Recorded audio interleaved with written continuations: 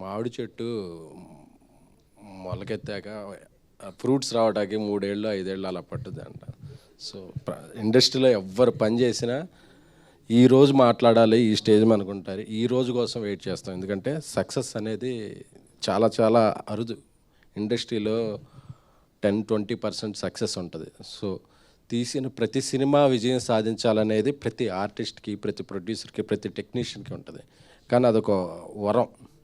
అది అచీవ్ చేయడానికి మనలో ఎంత స్ట్రగుల్ అవుతామో, ఎంత ఎమోషన్ అవుతామో, ఎంత పెయిన్ తీసుకుంటాం. ఎందుకంటే ఏ ఒక్క ఇటుక ఇది అవ్వకూడదు, అన్ని ఇటుకలు కలిస్తేనే ఒక ఇల్లు ఎలా అవుద్దో.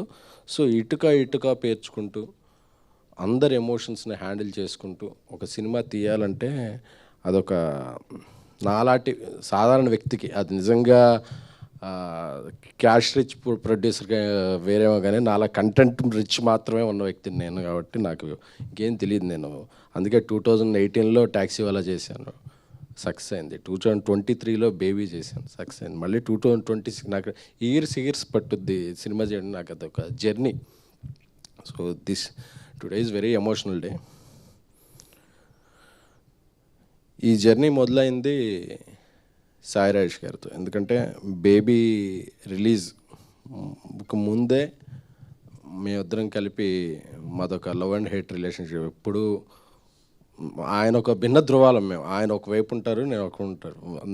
నాలో ఆయనకి చాలా నచ్చు, ఆయనలో నాకు కొన్ని నచ్చు. బట్ మా ఇద్దరికి ఉండేది మాత్రం సినిమా అంటే మాత్రం ఒకటైపోతాం. పిచ్చి మాకు సినిమా అంటే. ఆ సినిమా కోసం ఎంత డబ్బు అవనా, ఎంత స్ట్రెస్ అవని, ఎంత ఏదో అని, జీవితంలో ఏది పణం పెట్టాలనుకున్నా ఈ సినిమా మనం ఒక మంచి సినిమా తీస్తామంటే అది నేను ఇల్లు అమ్మేసుకుంటానా, ఏమైనా తెలియదు. అసలు ప్రాణానికి పెట్టైనా సరే అంటారు. మా ఇద్దరికి సినిమా అంటే మాత్రం అంత పిచ్చి. ఆ పిచ్చి మా ఇద్దరిని కలిపి ఉంచుద్ది. ఆయన చెప్పిన కథ డిస్కస్ చేయగానే నాకు ఒక 20 minutes చెప్పారు ఆ రోజు, ఈ నెక్స్ట్ ఇది చేద్దామా అని. ఎందుకంటే ఆయన ఏ కథ అయినా చెప్పినట్టు అదిరిపోయింది సినిమా. వెంటనే చేసేద్దాం అనుకున్నాం. బేబీ రిలీజ్ అయిన వెంటనే వేరే కారణాల వల్ల కొంచెం డిలే అయింది. బట్ 2 ఏళ్ళు ప్రొడక్షన్లో చాలా కష్టపడి, అంటే బేబీ సినిమా మా అంచనాలని మించి హిట్ అయింది. బాధ్యతని పెంచింది, బరువుని పెంచింది. సో ఏ సినిమా తీసినా సరే మళ్ళీ కంపారిజన్స్ వస్తాయి. అలాగే అలా ఉందంటారు, ఇలా ఉందంటారు. ఇంకా క్లీన్గా, ఇంకా యూనివర్సల్ అప్పీల్తో ఉండే సినిమా చేయాలంటే రాజేష్ రాసే కథలు ఉంటాయి, చాలా డెప్త్ ఉన్న కథలు. ఎందుకంటే నాకు ఇప్పట్లో ఈ జనరేషన్లో నేను ఎవరితో సమకాలికలతో ఎవరితో పోల్చాలో తెలియదు. కానీ ఇంతవరకు మనం చూసిన బలమైన కథలు ఉండే కొన్ని. భారతి రాజా గారు, బాలచంద్ర గారు రాసే కథలు ఉమెన్కి, హీరోకి, అందరికీ చాలా ఎమోషన్స్కి పెద్దపీట వేస్తూ. అందుకే ఆయన రాసిన కలర్ ఫోటో అయితే ఏంటి, బేబీ ఏంటి, ఇదేంటి. ఈ సినిమాలో చాలామంది హ్యాట్రిక్లు ఉన్నాయి. ఒక మంచి ఆయన నిర్మాత, నాతో పాటు నిర్మాతగా పెడితే కథల పరంగా first hat trick goes to Sai Rajesh. అందుకే ఆయన 2 నేషనల్ అవార్డ్స్ వచ్చాయి. దీనికి ఎన్ని అవార్డులు వస్తాయో నాకు తెలియదు. We're happy, proud. So Ravi నాతో 10 ఏళ్ళ నుంచి ట్రావెల్ చేస్తున్న వ్యక్తి, నా తమ్ముడు లాంటివాడు. తమ్ముడే ఒక రంగా నా సినిమాలు. ఎందుకంటే నా సినిమా గురించి నేను ఏ సినిమా తీసినా నాకన్నా ఎక్కువ వరే అవుతుంటాడు. అన్న బాగుండాలి, అన్నకి సినిమా డబ్బులు వస్తాయా రావా అని చెప్పి. తను ఆ సినిమాలో రైటింగ్ హెల్ప్ కావాలంటే రైటింగ్, డైరెక్షన్ డిపార్ట్మెంట్, ఒక్కోసారి మేనేజర్గా కూడా తను వెళ్ళిపోతాడు. అంటే ఎక్కడెక్కడన్నా డబ్బులు మిగులుతాయి అన్న అంత వ్యక్తి.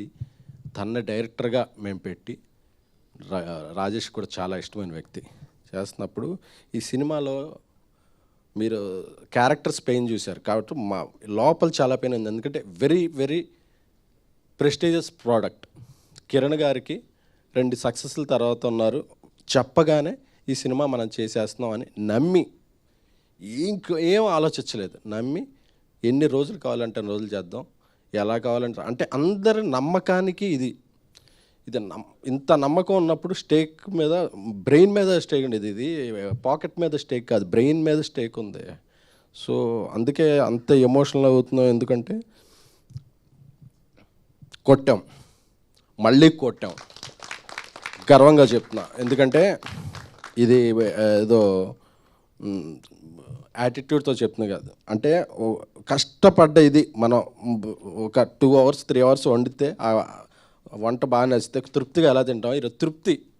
అమ్మయ్యా, మనందరికీ నమ్మిన వాళ్ళందరికీ ఈరోజు అందరికీ సక్సెస్ అనేది చాలా చాలా ఇంపార్టెంట్. సో సీడెడ్ నుంచి మా ఎతి ఫోన్ చేసి, అన్న పొద్దున్న నుంచే రాత్రి నుంచి స్క్రీన్లు పెంచాం, ఎక్స్ట్రా షోలు వేస్తున్నాం అని చెప్పినప్పుడు మనల్ని నమ్మి డబ్బులు కట్టిన బయ్యర్ మైత్రి శశి గారు ఫోన్ చేసి, నైజాం రాత్రి అంతా కలెక్ట్ చేసింది, కిరణ్ గారి సినిమాలు అన్నిట్లో హైయెస్ట్ కలెక్షన్ చేసింది అని చెప్తే, first day 1 I'm proud to announce 12 crores, 12.3 crores.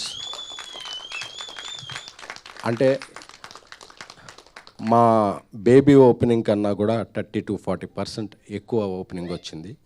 అలాగే మా బ్రదర్ కిరణ్, ఆయన కే రాంప్ డే 1 కే రాంప్ రెండూ కలిపితే ఎంతో దాన్ని మించి ఇది చేసిందంటే is a biggest hat trick for Kiran అబ్బా గారు.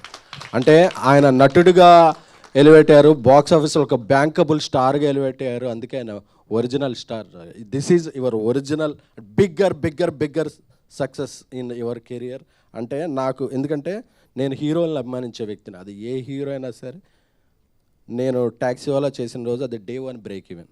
Very happy. విజయ్ దేవరకొండ గారితో, ఆనంద్ దేవరకొండ గారితో బేబీ చేసినప్పుడు ఆయన కెరీర్లో బిగ్గెస్ట్, కిరణ్ గారితో ఇప్పుడు చేస్తున్నప్పుడు ఈ కెరీర్లో బిగ్గెస్ట్ క్రాసర్గా నిలబోతుంది సినిమా.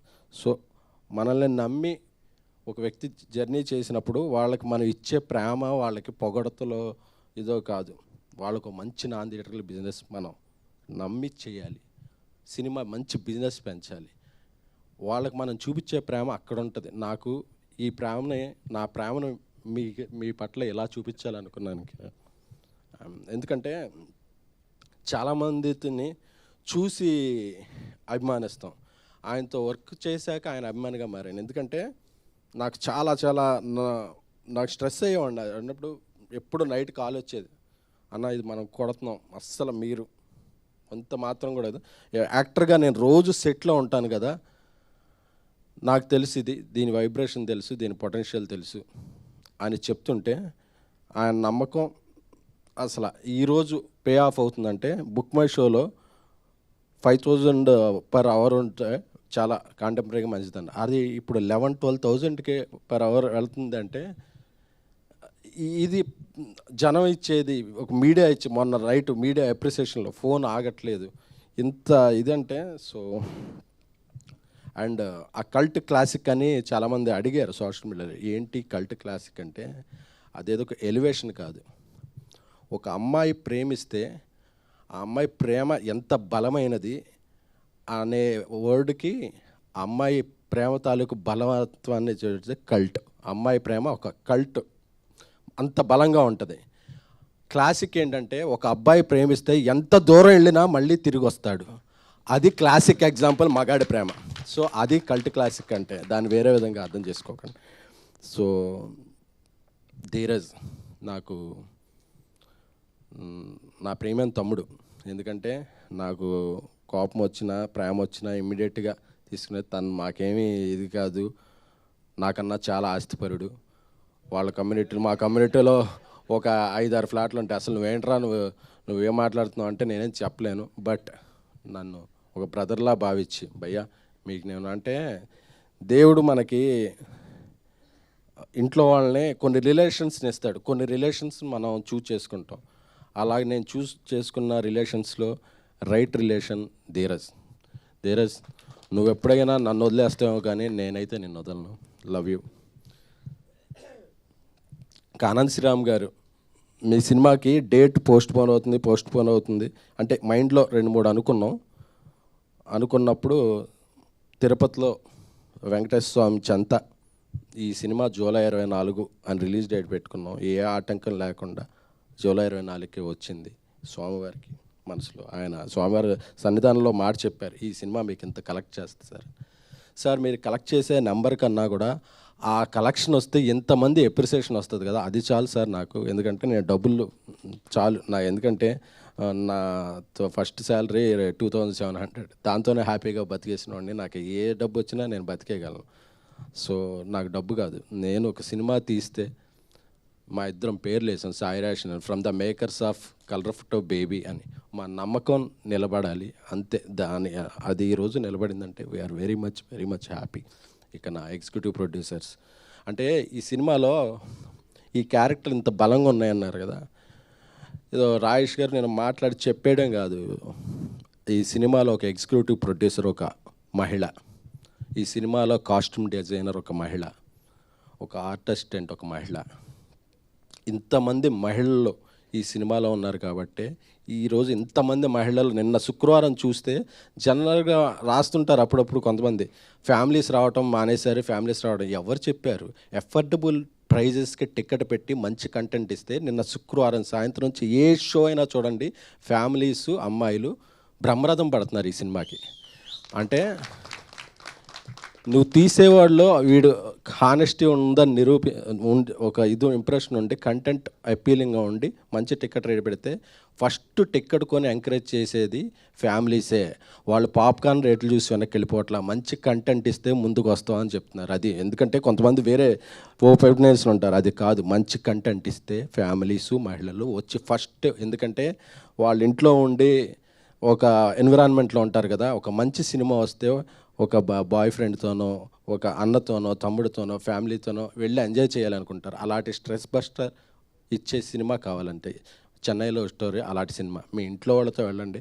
ఎందుకంటే ఈ మధ్య సినిమాలు ఏంటంటే కొన్ని విడివిడిగా చూస్తున్నాం, మన ఫ్రెండ్స్తో వెళ్ళిపోతాం, మన ఇంట్లో వాళ్ళు ఇదండి కాదు. మళ్ళీ మీ ఫ్యామిలీ అందరూ కూడా వెళ్ళి ఎంజాయ్ చేసే టైం ఈ చెన్నై లవ్ స్టోరీ సినిమా. ఇక గౌరీ విషయానికి వస్తే మన తెలుగమ్మాయి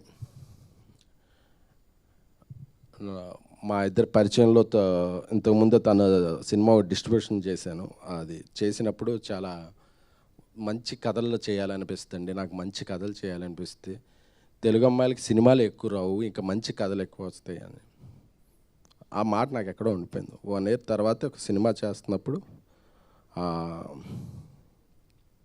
కథ చెప్పగానే ఆ గంటలో అడ్వాన్స్ ఇచ్చేయండి ఇంటికి వెళ్ళిపోతానని చెప్పి తీసుకుని వెళ్ళిపోయి ఒకే గంటలో, అంటే మిగతా లాంగ్వేజ్ హీరోయిన్లకి చెప్పినప్పుడు వాళ్ళ మేనేజర్స్ వచ్చి ఎప్పుడు మేడం ఫ్లైట్ వేస్తే వచ్చి విని నేరేషన్ మళ్ళీ విన్నాక మళ్ళీ 2 days తర్వాత ఇలా ఉంటాయి. కాబట్టి ఆ అమ్మాయి నచ్చింది సార్, నాకు ఇంకోదో వేరే లాంగ్వేజ్ సినిమా ఉందో అది కూడా క్యాన్సిల్ చేసేసుకుంటున్నానని ఎంత బాగా యాక్ట్ చేసిందంటే అరుస్తున్నారు థియేటర్కి వెళితే, గౌరీ గౌరీ గౌరీ గౌరీ అని చెప్పి, నివి నివి నివి అని చెప్పి.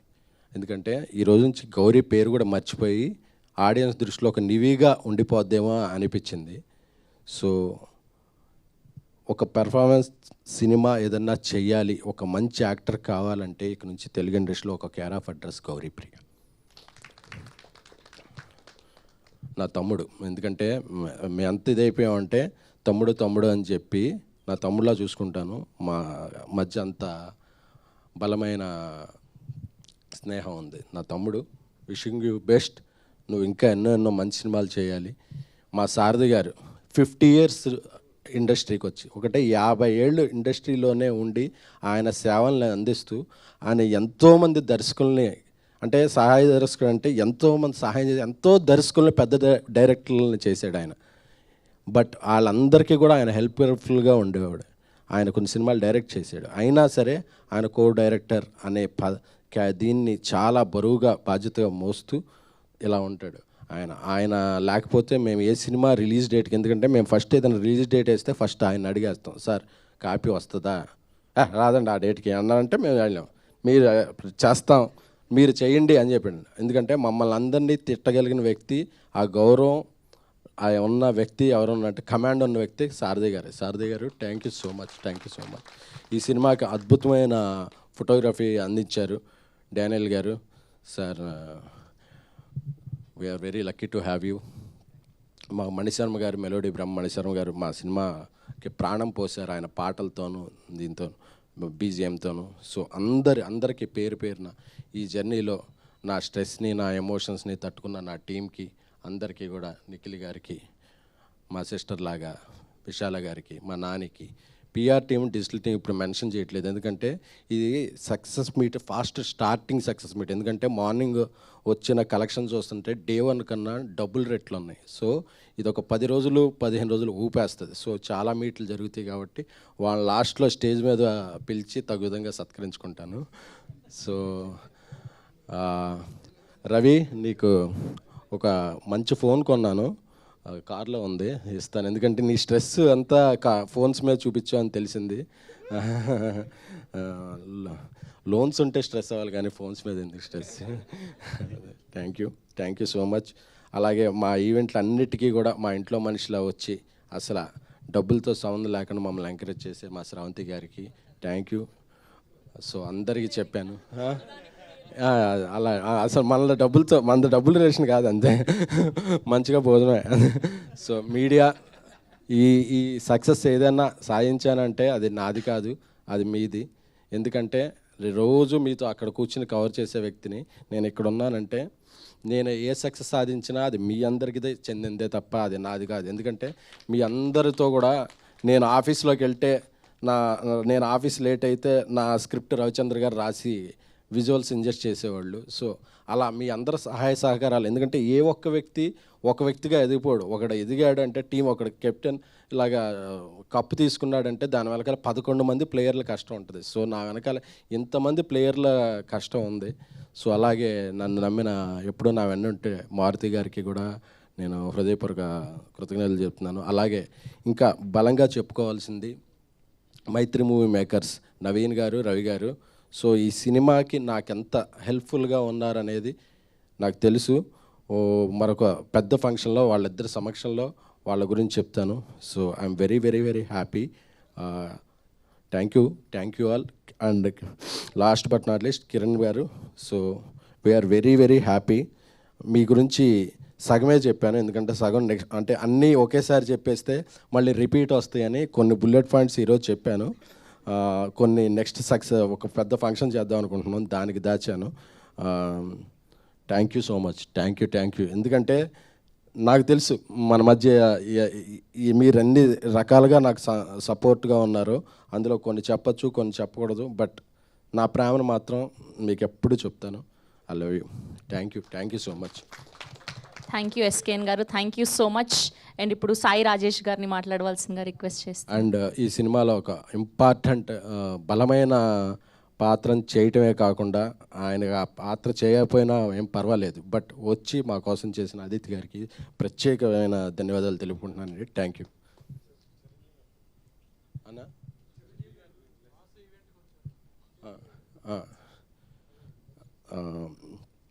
అలాగే ఈ సినిమాకి మా ముందు రోజు అనతి కాలంలో కొద్ది గ్యాప్ ఉన్నా సరే మేము వెళ్ళి అడగగానే నేను సాయిరేష్ వచ్చి మాకు బ్లెస్సింగ్స్ ఇచ్చిన మా మెగాస్టార్ చిరంజీవి గారికి ఎప్పుడూ కూడా రుణపడి ఉంటాను. Thank you so much. Thank you.